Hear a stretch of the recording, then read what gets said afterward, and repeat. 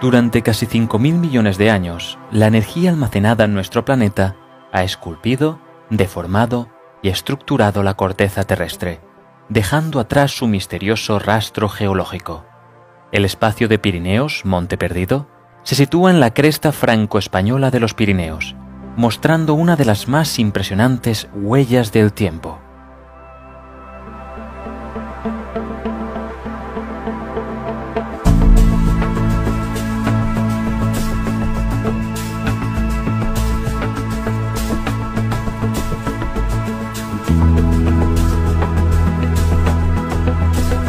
Excavados en el corazón del Pirineo, 4 circos excepcionales: Gavarnie, Estouvé, Trumous y Barrut constituyen la parte francesa del emplazamiento del bien Pirineos Monte Perdido. En España, el valle de Pineta, los profundos cañones de Añisclo y Ordesa, junto con la garganta de Escuaín, completan el bien. Y en el centro, Monte Perdido, la mayor montaña de roca caliza de Europa, que se alza por encima de los 3.350 metros de altitud. Estas 30.000 hectáreas, catalogadas como Patrimonio de la Humanidad por la UNESCO, desde siempre le han planteado al hombre un misterio acerca de su origen.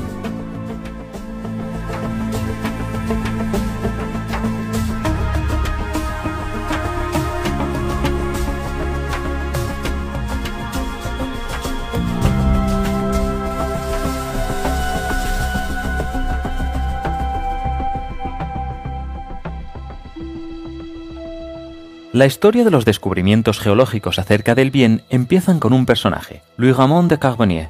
Viajero y erudito durante el siglo de las luces, su excepcional investigación sobre los orígenes de los Pirineos lo llevaron en 1802 a intentar una extraordinaria hazaña: el ascenso al Monte Perdido.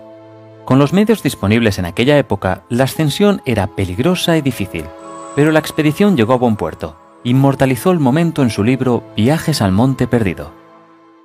Estamos aquí, al filo del gigantesco edificio. Uno no puede creer lo que ve. Buscas alrededor de ti un apoyo, algo con que poder comparar. No hay nada que hacer. Qué tranquilidad en este gigantesco lugar, donde los siglos pasan con mayor ligereza que un año ahí abajo. Más de 200 años después de su aventura, los descubrimientos de Ramon de Carbonnier en la cumbre del Monte Perdido todavía siguen entusiasmando a los científicos. Aquello que Ramon de Carbonnier descubrió aquí en 1802 supuso un verdadero seísmo dentro de la comunidad científica. Su descubrimiento fue el siguiente: estos fósiles, estas ostras y otros políperos son los que prueban que hubo un tiempo, es decir, hace apenas alrededor de 80 millones de años, que el mar cubría totalmente el conjunto de los Pirineos, incluido Monte Perdido, donde nos encontramos en este momento.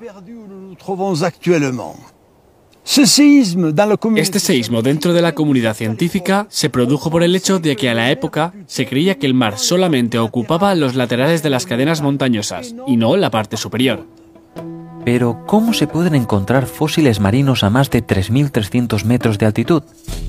La erosión reciente abre verdaderas ventanas geológicas hacia el pasado que nos permiten actualmente descubrir las profundidades de las montañas. A partir de las rocas que de este modo se han puesto al descubierto, como aquí en la presa de las Gloriettes al pie del circo del Estauvé, podemos llegar a entender los fenómenos que han hecho posible la localización de estos fósiles a tanta altura.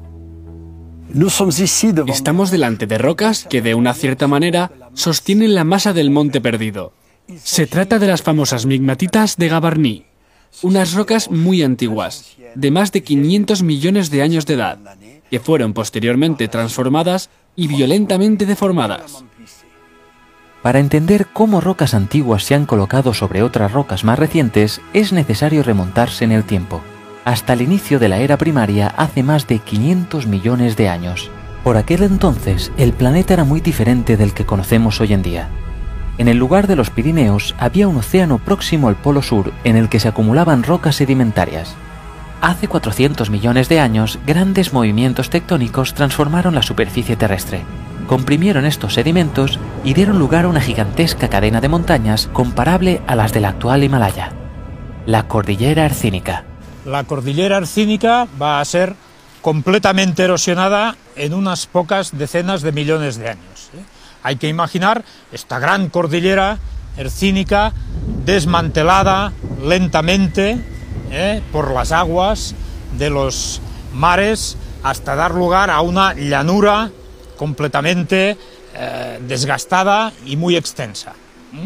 Aproximadamente entre 250 millones de años y 100 millones de años de antigüedad, esta llanura va a ser cubierta por mares muy poco profundos que acumularán los sedimentos y darán lugar a rocas más nuevas, rocas modernas, que entierran a las rocas deformadas antiguas. Sea como sea, nada puede parar el paso del tiempo ni a las fuerzas de la naturaleza. Pronto, la placa africana empujará la corteza ibérica hacia el norte. Esta rápidamente entra en contacto con la inmensa corteza europea que detiene su avance hacia el norte. Y es entonces cuando se produce el nacimiento de los actuales Pirineos. En la zona de choque, la corteza ibérica formada por rocas hercínicas se comprime y se rompe al contactar con la corteza europea. En la zona del bien Pirineos Monte Perdido, este choque provocó un apilamiento de los materiales antiguos que se superpusieron sobre los sedimentos recientes, los mismos que los encontrados en la cima del Monte Perdido. Y es entonces cuando el mar existente retrocede hacia el sur mientras las montañas se van levantando hacia el norte. Los resultados de estos acontecimientos geológicos son los que le han hecho valedor al bien para ser incluido en la lista de Patrimonio Mundial por la UNESCO. En 1903, el geólogo Arthur Bresson hizo un descubrimiento asombroso, el manto de cabalgamiento. Antes de Arthur Bresson, todos entendían muy bien que las rocas antiguas estaban situadas siempre debajo de las rocas más modernas. Pero Arthur Bresson fue el primero en los Pirineos en describir que observaba rocas antiguas emplazadas sobre rocas más modernas. Esto es lo que llamamos un manto de cabalgamiento. Hace 45 millones de años, mientras la compresión prosigue su curso, los materiales antiguos continúan su ascensión y algunas zonas llegan a superponerse a las rocas sedimentarias más recientes. Una fina capa de sedimentos recientes se encuentra, pues, entre dos capas antiguas. Por aquel entonces, estos movimientos de compactado siempre tenían lugar por debajo del nivel del mar. Sin embargo, hoy en día, gracias a los recientes procesos de erosión, los resultados son bien visibles. Estamos en el llano de Espuguetes. Frente a nosotros, este magnífico panorama nos muestra el manto de cabalgamiento de norte a sur, con su zona raíz, su cuerpo y su frente meridional. En concreto, podemos observar, frente a nosotros, los antiguos materiales hercínicos que fueron desplazados más de 9 kilómetros hacia el sur y que se apoyan sobre una finísima capa de sedimentos recientes, superpuesta a las migmatitas. Hace 45 a 35 millones de años, el apilamiento de materiales desplazados constituyen, poco a poco, un relieve en la vertiente norte. Pero, debido a la gravedad, las nuevas capas recién levantadas empiezan entonces a deslizarse y a plegarse en dirección sur, para luego estabilizarse in situ por falta de pendiente. Esta es la última zona de la capa, el asentamiento, el final del viaje de las rocas. Este fenómeno es especialmente visible en el refugio de Göhrith, a los pies del Monte Perdido, desde donde se distinguen rocas plegadas que vienen a morir bajo capas horizontales.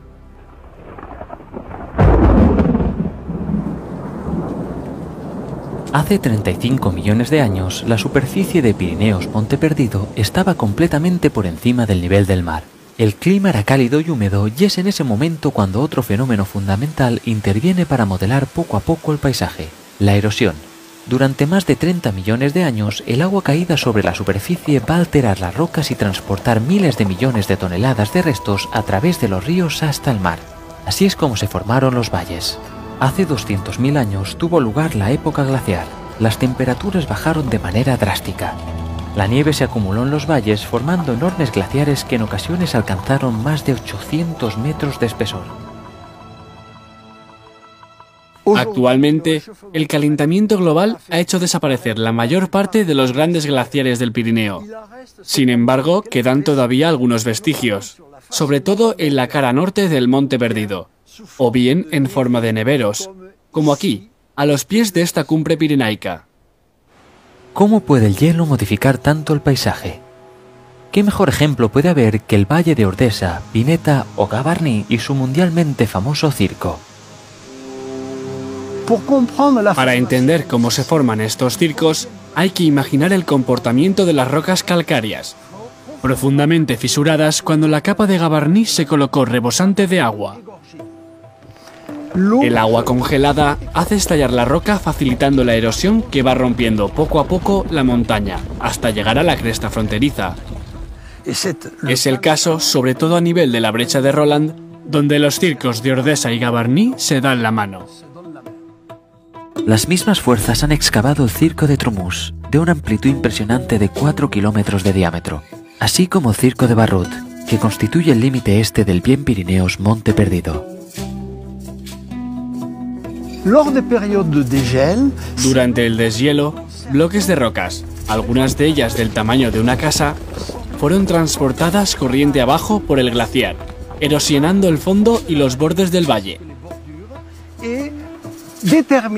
dando lugar a la tan característica forma de U.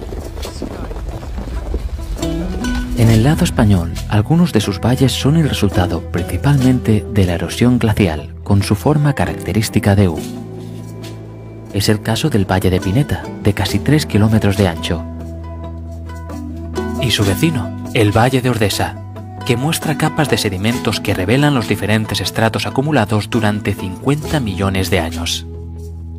Algunos de los fósiles encontrados aquí son extraordinarios. Este es el fósil más espectacular que hemos encontrado en Ordesa, una mandíbula completa de cocodrilo. Un cocodrilo marino y de aguas tropicales, lo cual demuestra que hace 50 millones de años Ordesa estaba completamente recubierto por un mar de estas características.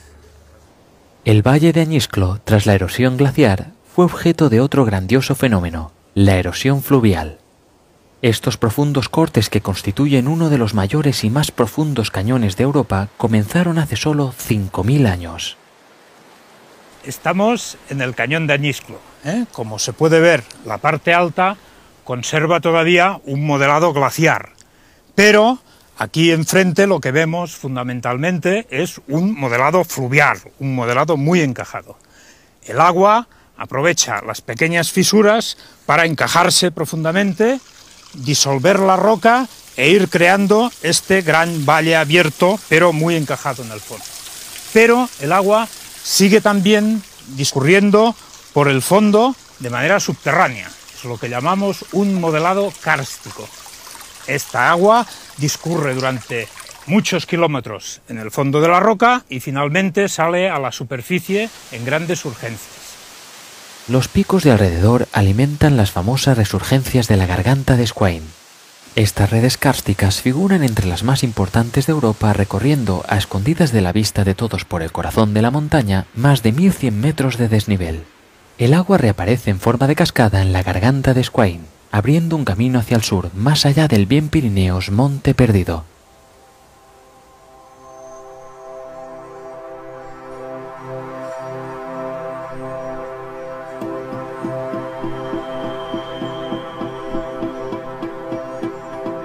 Han sido necesarios 500 millones de años para modelar estos paisajes que son de una incomparable originalidad geológica. En un radio de pocos kilómetros, el lugar ofrece a los visitantes la oportunidad de descubrir grandes circos glaciares, incluida una cascada de 420 metros de altura en Gavarnie, una de las más grandes de Europa, para continuar la ascensión del macizo calcáreo por excelencia, el Monte Perdido. Y finalmente volver a descender a través de dos de los cañones más profundos de Europa, Añisclo y Ordesa. Un viaje al Monte Perdido es más que una estancia en montaña, es el redescubrimiento de las extraordinarias fuerzas que hacen vivir nuestro planeta. Inexorablemente, estas fuerzas siguen activas todavía hoy en día bajo nuestros pies, ya que la placa africana continúa su incansable marcha hacia el norte.